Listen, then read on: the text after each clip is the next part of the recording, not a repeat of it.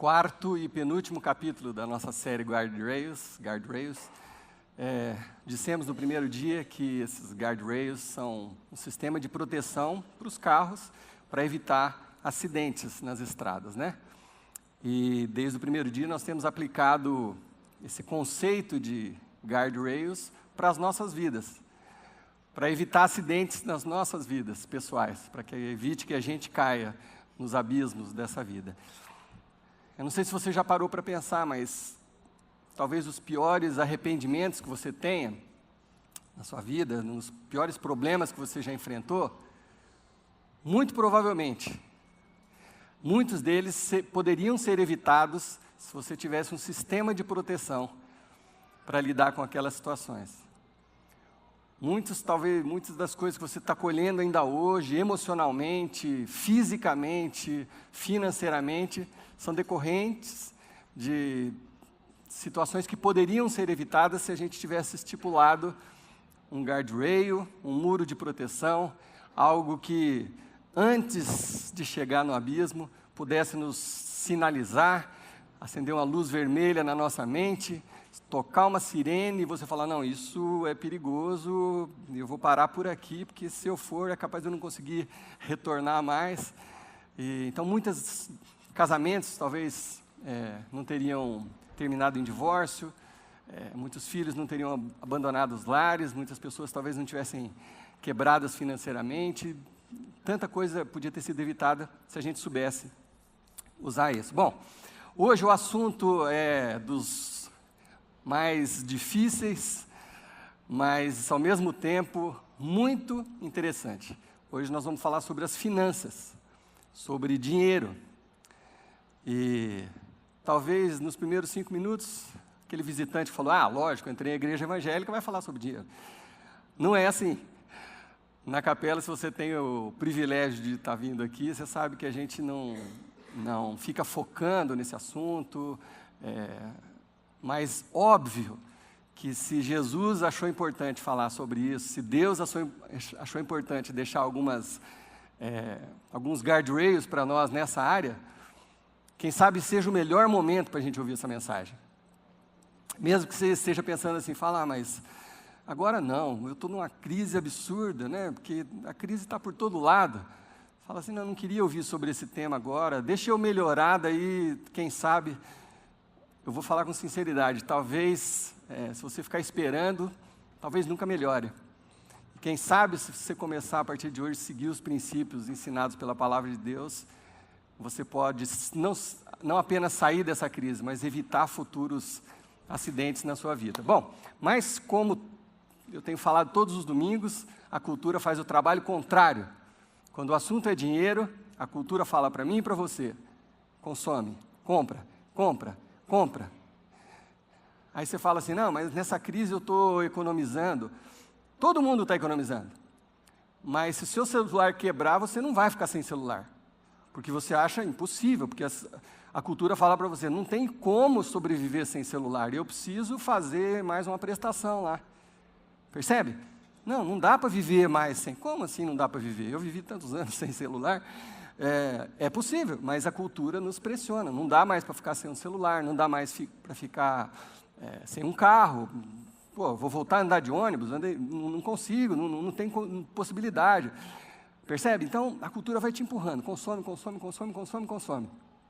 E você segura, mas vai lá e faz uma prestação e cartão de crédito, né? Eu falei uma vez aqui, cartão de crédito parece uma máquina do tempo, né? Que você vai lá no futuro, pega um dinheiro que você não ganhou ainda, traz para o presente e paga o negócio. Essa é a teoria do cartão de crédito. É uma máquina do tempo, né? Você vai daqui 1 mês ou daqui 3 meses, né? Vai lá na sua conta, pega um dinheiro, traz para hoje e fala, agora eu tenho dinheiro para comprar.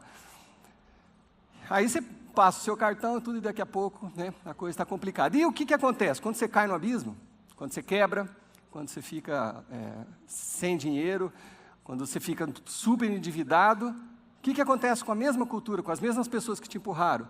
Elas viram as costas para você. Ixi, aquele ali é um quebrado. Nossa, não quero nem atender o telefone porque eu sei que ele vai pedir dinheiro. E a cultura te rejeita. É isso que a cultura faz com a gente, quando o assunto é dinheiro. E quando a Bíblia fala sobre dinheiro, e tem muitas, mais do que você imagina, passagens sobre dinheiro na Bíblia, quando a Bíblia fala sobre dinheiro, em 100% das vezes, o assunto não é aquele dinheiro, aquele papel, o assunto é devoção. É onde está o seu coração. Quando a Bíblia fala em dinheiro, quando Deus fala sobre dinheiro, Ele está querendo saber aonde que está o nosso coração, aonde que é que a gente está colocando o nosso coração. A quem eu sirvo? Essa que é a grande pergunta quando o assunto é dinheiro nas Escrituras. E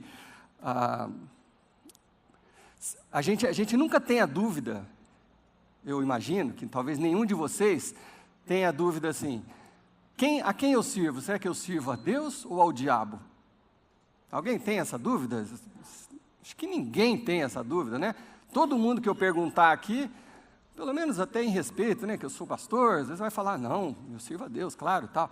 Mas ninguém normalmente vai dormir com essa dúvida. Ninguém vai para a cama com essa dúvida. Você fala, não, eu sirvo a Deus. Mas quando a Bíblia fala sobre o dinheiro, ela traz um ponto de vista muito interessante. Eu quero começar lendo um versículo para vocês, que está lá em Mateus capítulo 6, e é o próprio Jesus, num sermão, o mais longo sermão que Jesus fez, na passagem dele pela terra, conhecido como Sermão da Montanha. Então, Jesus estava falando para os seus discípulos e uma pequena multidão, e aí Jesus diz o seguinte, ninguém pode servir a dois senhores, pois odiará um e amará o outro, ou se dedicará a um e desprezará o outro. E aí Jesus fala, vocês não podem servir a Deus e ao dinheiro. Fala, mas que coisa interessante, E você percebe que dinheiro está em letra maiúscula? O que Jesus está querendo dizer aqui é que o dinheiro pode ser o seu mestre. O dinheiro pode ser o senhor da sua vida. Então a questão, Jesus não coloca assim, vocês não podem servir a Deus e ao diabo. Não, ele fala a Deus e ao dinheiro. Porque o dinheiro compete com Deus. O dinheiro compete confiança com Deus. Você confia mais no dinheiro ou você confia mais em Deus? E Deus é ciumento. Deus não gosta desse tipo de competição. Tanto que, uma vez, numa outra passagem, na vida de Jesus mesmo, chegou um jovem rico para conversar com Jesus, e aí Jesus percebeu que ele era muito apegado nas coisas materiais, aí Jesus falou para ele, então, você quer mesmo herdar a vida eterna? Então vai, vende tudo que você tem e tal. Um mocinho enfiou o rabo entre as pernas e foi embora, porque ele era muito apegado, ele não ia fazer isso. E aí Jesus disse assim, às vezes é muito difícil um rico entrar no reino dos céus. Por quê? Porque o rico, só do papel, porque tem várias maneiras de ser rico, mas aquele rico só do papel, do cartão de crédito, geralmente ele se sente autossuficiente. Ele acha que ele não precisa de Deus. Ele confia mais no que ele conquistou, no dinheiro, do que em Deus. Então, por isso que o próprio Jesus fala, às vezes é mais difícil por um rico entrar no reino dos céus. Bom, eu quero dividir a maioria de nós em duas categorias de pessoas. Nós temos os consumistas e o pão duro. Nós temos o consumista e o pão duro, certo? Não sei se ainda se fala pão duro. Na minha época, pão duro é aquele cara mão fechada que atravessava o Igapó com... O que é? Isso. Na mão e não saía, não efervescia. São as duas categorias de pessoas. Lógico, né, que se perguntar para alguém se ele é consumista, ele vai falar, não, eu não sou. Ninguém vai admitir que é consumista. Ele vai falar, não, eu sou investidor. Eu sou investidor. E o pão duro, ele também vai falar, não, eu sou uma pessoa econômica. Ele não vai falar que ele é pão duro. Mas você sabe o que acontece? Ambos são centrados em si mesmos. Tanto o consumista quanto o pão duro é centrado em si mesmo. Ambos vivem como se Deus não existisse. Ambos vivem como se Deus não existisse. Por quê? Porque ambos são guiados por uma coisa que chama ganância. Aí você fala, mas, não, eu sou econômico, né? Não, eu não sou ganancioso. Então, eu vou te dar uma definição. A ganância é assumir que tudo que foi feito para mim. Isso é ganância. Tudo que foi feito para mim hoje, diria o consumista, ou no futuro, diria o pão duro. Percebe? Que das duas formas é uma ganância. O pão duro é aquele ganancioso, que ele junta para o futuro tudo servir a ele, sobrar tudo para ele. E o consumista é aquele que acha que ele merece isso, que ele precisa, não pode ficar sem isso, sem o celular, não pode ficar sem o carro, não pode ficar sem isso, aquilo é o consumista, também é um ganancioso. E aí o que acontece com ambos os casos? A nossa vida, aí que a coisa pega, passa a ser regida pelo dinheiro. A sua e a minha vida passam a ser regidas pelo dinheiro. O nosso mestre passa a ser o dinheiro. Mas você fala assim, não, mas eu não tenho lá em casa um altar onde eu acendo uma vela para o dinheiro, eu não estou entendendo o que você está falando. Você não está entendendo? Eu vou te explicar. É o dinheiro, ou a falta dele, que determina se você vai ficar bem-humorado ou mal-humorado. É o seu mestre, o dinheiro, que determina se você vai dormir à noite ou se você vai passar a noite em claro. É o dinheiro que determina se você vai ter um tempo maior com a sua família ou menor. É ele que controla. É o dinheiro que passa a controlar a sua vida. Você começa a viver em função do dinheiro. E isso não tem fim. É o dinheiro que controla a sua saúde. Você precisa ganhar mais e mais e mais, e aí você não para cuidar da sua saúde. Então, o dinheiro que diz que controla a sua saúde. Aí você fica muito doente e não pode trabalhar, aí você gasta todo o dinheiro que você... Então, você é dependente do seu mestre, dinheiro. Percebe o que acontece com a gente? Quantos casos eu já vi de pessoas, inclusive na minha família, que frequentavam igrejas, eram participantes, e aí, por causa de uma situação de dinheiro, e para ganhar mais dinheiro, a pessoa foi se afastando, e aí quebrou o relacionamento com Deus. E aí, se ouve as mais complexas respostas, e o que eu vou falar talvez vai soar fundo em alguns corações. Você fala assim, olha só, vocês que estão aqui, deixa eu abrir um parênteses na minha frase. Vocês que estão aqui talvez não precisariam ouvir o que eu vou falar agora, porque vocês estão aqui. Mas quantos não estão aqui hoje? Porque eles estão muito cansados e amanhã eles precisam estar bem para servir ao mestre deles. Não é verdade? Nossa, eu trabalhei demais essa semana, aí, chega domingo, eu quero ficar com meus filhos, ficar ali assistindo uma televisão, relaxar e tal, porque segunda eu tenho que servir o meu mestre de novo. Percebe?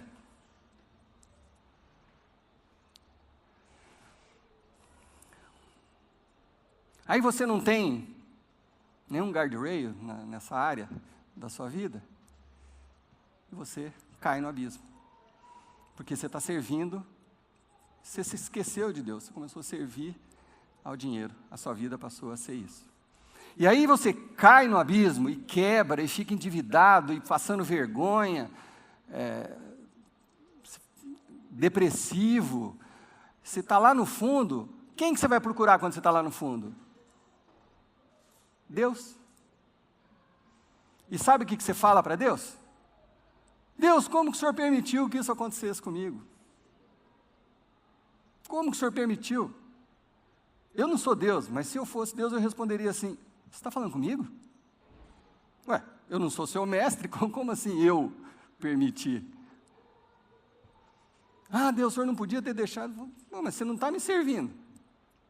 Aí você está culpando a mim? Não, vamos lá, vamos tentar resolver, mas, pô, não fala que sou eu.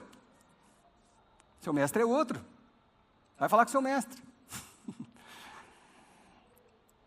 Nitidamente, a gente acaba tratando Deus como plano B. Enquanto as coisas estão bem, tranquilo. Aí quando aperta, opa, preciso voltar para a igreja. Eu até escrevi uma frase assim, ó, eu não quero viver da forma que o Senhor ensina, como se a gente falasse isso para Deus. Mas quando eu precisar, eu quero que o Senhor esteja ali, me esperando. É mais ou menos isso que a gente diz sem pronunciar essas palavras. Ó, eu não quero viver, Deus, da forma que o Senhor ensina, da forma que as Escrituras dizem. Eu não quero viver. Mas na hora que der errado, eu preciso que o Senhor esteja por perto. E como eu disse, Deus não divide a sua glória. Você tem que escolher a quem você serve. Então vamos ler esse trecho lá de Mateus 6. Se você trouxe a sua Bíblia, eu vou ler com você. Que tem algumas lições bem práticas para a gente viver, segundo a palavra nos ensina, segundo Deus gostaria que vivêssemos na parte financeira. Como eu disse lá no versículo 24, Jesus falando, ninguém pode servir a dois senhores, pois ficará com ódio de um e amará o outro, não tem jeito de conciliar os dois. Ou você vai se dedicar a um e vai desprezar o outro. A quem que eu estou me dedicando e quem que eu estou desprezando? Essa avaliação, vocês não podem servir a Deus e ao dinheiro. E Jesus continua, portanto, se vocês servem a Deus, eu diria o seguinte, portanto, não se preocupe dizendo, o que vamos comer, ou o que vamos beber, ou o que vamos vestir? Jesus está falando assim, quando você fica angustiado, o que eu vou comer, o que eu vou vestir, o que eu vou beber? Quando você fica nessa angústia, geralmente, você acha que a resposta precisa vir do dinheiro, daquela folha de papel com uma jaguatirica, com um desenhinho. Você acha que a resposta da sua angústia, da sua fome, da sua sede, está num pedaço de papel ou em vários pedaços de papéis. Você acha que é isso que vai resolver o seu problema. Não precisa balançar a cabeça, não precisa levantar a mão, mas é ou não é verdade que isso acontece? Você acha que a sua angústia vai ser resolvida se você resolver a sua questão financeira. Então, o que acontece? A gente coloca as nossas esperanças no dinheiro. É ele que vai resolver as nossas questões. Portanto, a gente está servindo ao dinheiro e não servindo a Deus. E aí Jesus, ele escancara isso aqui. Ele falou, se vocês são crentes, ou estão seguindo a Deus, Jesus fala assim no versículo 32, não se preocupa com isso, por quê? Porque são os pagãos que correm atrás dessas coisas. Quer dizer, quem faz isso, quem fica apavorado, o que eu vou comer, o que eu vou vestir, o que eu vou beber, o que eu vou comer, vestir, fica apavorado e achando que é só o dinheiro que vai resolver, quem faz isso não são os que confiam em Deus, são os pagãos. Pagão, aqui nesse contexto, quer dizer assim, aquele que não acredita, aquele que despreza, que não está nem aí com Deus.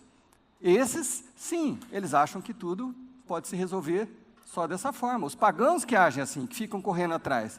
Mas Jesus diz uma coisa impressionante, muito importante. Fala, mas se você é um seguidor de Deus, se você é uma pessoa de Deus, o Pai Celeste sabe que vocês estão precisando disso.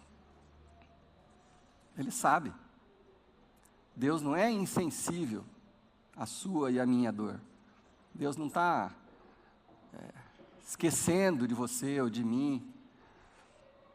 Deus não é insensível. É Jesus falando. O Pai Celestial de vocês sabe que vocês precisam dessas coisas. Então, quando você acha que a solução do seu problema não está no seu Pai Celeste, está numa pilha de papel, você está declarando a sua confiança em outro Senhor, que não é o Senhor Criador dos céus e da terra.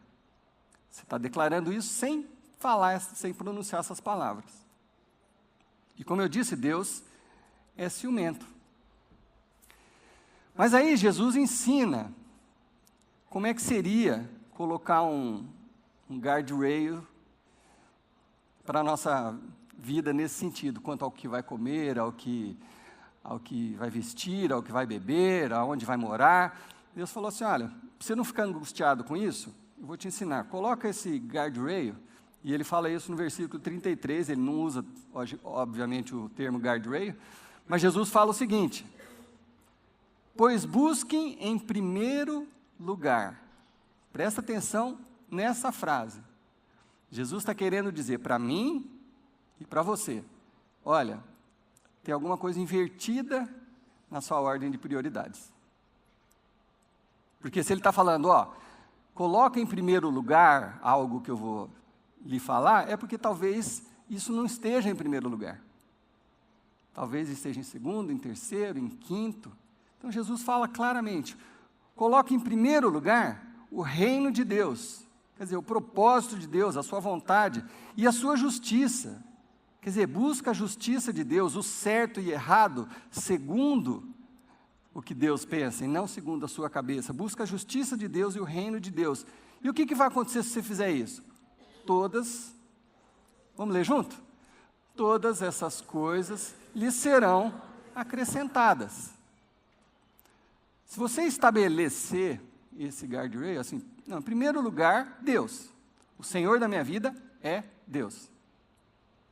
Isso que eu busco em primeiro lugar. Se eu estiver fazendo isso, as demais coisas serão acrescentadas.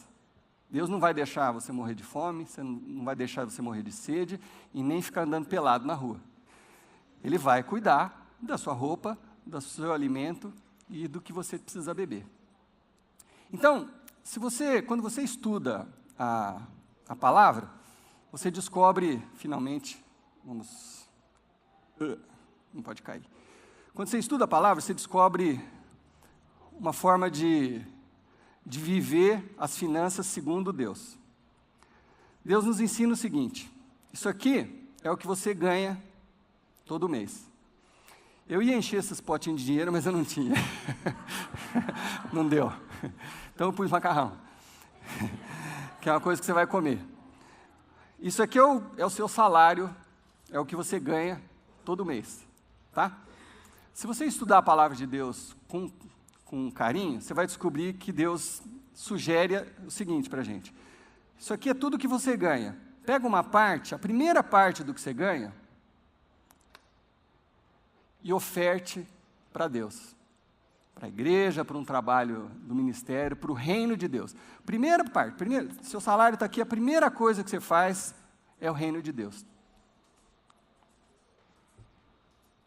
Mas você fala, mas por quê? Será que Deus precisa do meu dinheiro? Será que Deus está passando apertado? Será que essa crise chegou lá no céu? E Deus está precisando, né, que eu coloque? Sabe por quê que a Bíblia ensina isso? Porque quando você faz isso, você está falando para o universo quem é o seu mestre. Quando você faz isso, está falando assim, eu creio que tudo isso aqui vem de Deus. Que isso aqui vem de Deus, a minha saúde, é Ele que cuida da minha roupa, do que eu vou beber, eu creio nisso. Então, eu declaro, com a minha atitude, que Deus é o meu mestre, é nele que eu confio. Então, isso aqui eu estou devolvendo, porque, na verdade, é Deus que me dá todas as coisas. Então, isso aqui, estou devolvendo para Deus. Uma outra parcelinha, a Bíblia ensina em alguns outros textos, Salomão e tudo, você poupar alguma coisa, isso é sabedoria. É uma questão de sabedoria. Ofertar é uma questão de você declarar quem é o seu mestre. Poupar é uma questão de sabedoria. Aí você vai me falar assim, mas hoje em dia eu não estou conseguindo nem viver, como é que eu vou poupar? Tá bom. Agora você poupa pouquinho, tá? 2 macarrãozinhos aqui, você poupa. Não tem problema. Mas isso aqui é o sistema que eu e você deveríamos viver sempre. O restante é com isso que eu vou viver. O restante é o limite do que eu vou usar. E eu preciso adequar as minhas despesas a isso aqui. Percebe? Eu preciso adequar as minhas despesas a isso aqui. Se eu tiver que voltar a andar de ônibus, eu volto a andar de ônibus. Se eu tiver que ficar um tempo sem celular, eu fico sem celular. Mas é isso aqui que eu tenho para viver. Essa é a grande sabedoria bíblica. Primeira coisa, declarar quem é o seu mestre. Poupar, porque você nunca sabe, você pode ficar doente, sabe? Eu tenho uma poupancinha lá pequena, mas assim, todo mês eu nem vejo, ela tem que ir para uma poupança lá para que um dia que eu precisar, tem alguma coisinha lá guardada. E aí eu e você, precisamos aprender a viver dentro disso aqui. É óbvio que o momento é desfavorável para tudo isso. Está todo mundo apertado, está todo mundo vivendo com dificuldade. Quando a Bíblia fala disso e a sabedoria, normalmente a gente pensa assim, em 10% para Deus, 10% para você poupar, 80% para você viver. Mas se você não tem o hábito, você nunca fez isso, você sempre viveu assim, não, é tudo para mim, é tudo para mim. Se você é ganancioso ou pão duro, não, é tudo para mim, tudo para o meu consumo. Começa com uma outra porcentagem, mas trabalha percentualmente. Se você não faz isso, começa com 5%, 5% e 90%. Tem gente falando, vou frequentar aquela igreja que está tendo um abatimento no dízimo. Não tem nada a ver. Eu estou ensinando um princípio. Se você não tem o hábito de fazer isso, estou dando um desconto no dízimo. Bobagem. Se você não tem o hábito, para você criar o hábito, começa com uma porcentagem menor, mas é importante que seja percentual. Sabe por quê? Porque isso aqui não é para rico, não é para pobre, não é para classe média, é para todo mundo. Por isso que é interessante você tratar isso de forma percentual. Claro, um ganha mais que você, outro ganha menos do que você. Sempre vai ter essa disparidade. Nós acabamos uma série recente que falava sobre isso, que não há benefício nenhum em você ficar comparando. Mas fulano tem. Fulano é fulano. Esse aqui é a sua realidade. Viva na sua realidade. Então, faz isso. Começa a partir de hoje. Pensar nisso. Puxa, eu preciso mostrar quem é o meu Senhor. Preciso mostrar para mim mesmo, para os meus filhos, para a minha família, para o mundo espiritual, quem é que eu estou servindo. Preciso guardar alguma coisinha para emergência, e assim eu preciso viver. É isso que eu estava dizendo. Mesmo que nesse momento, que quase todo mundo está passando uma crise, a crise está por todo lado, lojas fechando, etc., talvez seja o melhor momento para você aprender isso. E não o pior, é o melhor momento, porque quando a gente está bem, isso aí não faz muita diferença, mas quando você está precisando, quando você sabe que o negócio não está bem, é bom a gente aprender alguma coisa com a palavra de Deus. Então a grande questão é, quem é o seu mestre? E eu queria falar uma coisa para vocês, na verdade, vou fazer uma confissão diante de vocês aqui. Quando eu comecei essa série, eu sabia que um dia eu ia falar desse assunto. E quando eu comecei essa série, eu fiquei com medo desse dia. Sabe por que eu fiquei com medo? Isso aqui, para mim, é uma questão bem resolvida. Talvez nem sempre eu consigo poupar, mas essa parte aqui eu sempre dei mais do que 10% do meu tempo, do meu dinheiro. Isso aqui, para mim, não é um problema, de verdade. Já faz muito tempo que eu tenho esse hábito. Mas eu estava vivendo algumas semanas muito angustiado. Muito angustiado. Eu sempre fui uma pessoa organizada, acho que eu herdei isso do meu pai, que sempre foi um cara organizado com as finanças, tinha pouco, mas vivia dentro daquilo lá. Eu também aprendi isso com ele, eu sempre fui um cara organizado. Com 20 e poucos anos, eu comecei a trabalhar com 15, com 20 e pouco eu já comecei a pagar uma casa minha mesmo, financiamento, daí quitei a casa. Assim, eu sou um cara organizado, nunca fui de fazer dívida, não estou falando nada com quem já aconteceu, mas assim, eu nunca tive nome sujo, nunca aconteceu isso comigo. Eu sempre fui, então assim, se eu tenho, eu gasto, se eu não tenho, eu não gasto. Então sempre fui um cara equilibrado, mas essa crise chegou lá em casa também. E aí, você corta, e ainda não dá. E ainda não dá certo. Aí começaram a ficar umas coisas para trás. IPTU, já estou confessando que se tiver alguém da prefeitura, algumas coisinhas começaram a ficar para trás, e eu não sou, para mim é muito angustiante, talvez não seja para todo mundo, para mim é. Eu comecei a ficar angustiado, comecei a perder o sono, comecei a acordar nervoso, comecei a brigar mais lá em casa, e preocupado com o dia que eu ia falar sobre finanças, porque eu falo, como que eu não posso falar uma coisa que eu não estou vivendo? Eu sou muito radical nesse sentido. Então, nas primeiras semanas dessa série, eu estava assim. Mas aí, eu já estava preparando essa mensagem, eu falei, caí num erro bobo. Eu estou tratando o dinheiro como se fosse meu mestre. É ele que está falando para mim se eu posso dormir bem a noite inteira ou não. Ou a falta dele. A falta dele que está me fazendo brigar com meus filhos. A falta dele está fazendo eu ficar ansioso o dia todo. E aí caiu uma ficha na minha cabeça. Peraí. Meu mestre não é o dinheiro. Nunca foi. Meu mestre é Deus.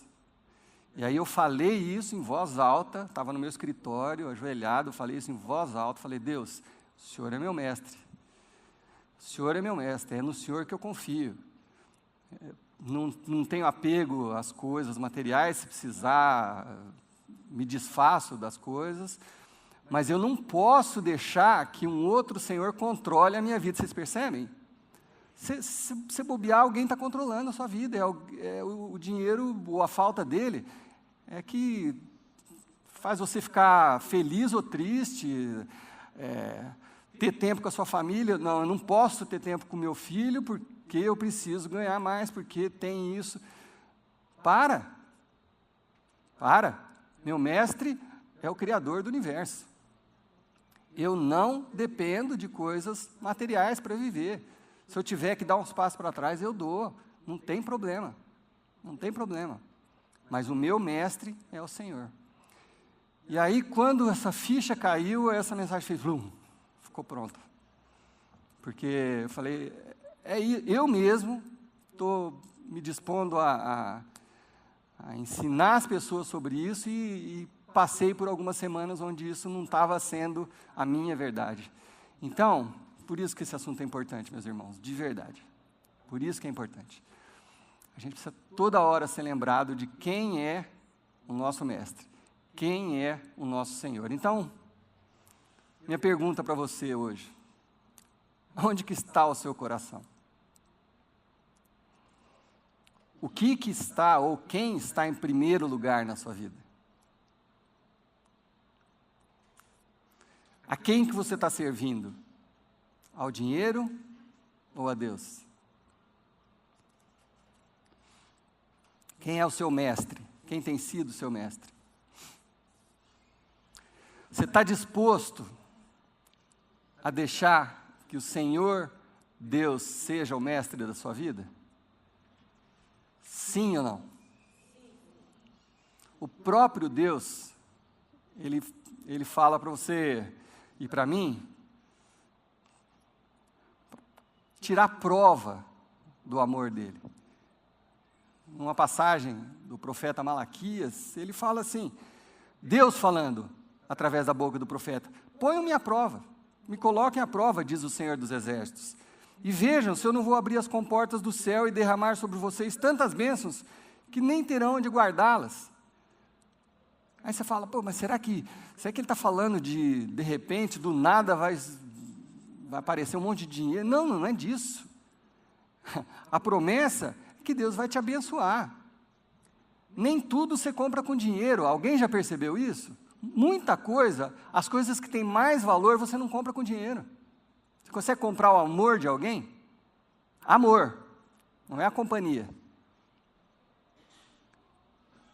Quantas coisas, eu comecei a refletir, quantas coisas na minha vida Talvez as coisas mais legais que já aconteceram, as viagens mais legais que eu fiz, eu não gastei um centavo.